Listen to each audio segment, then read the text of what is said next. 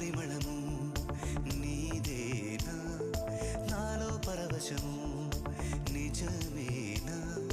బొండు మల్లి పువ్వు కన్నా తేలికగు నీ సోకు రెండు కళ్ళు మూసుకున్నా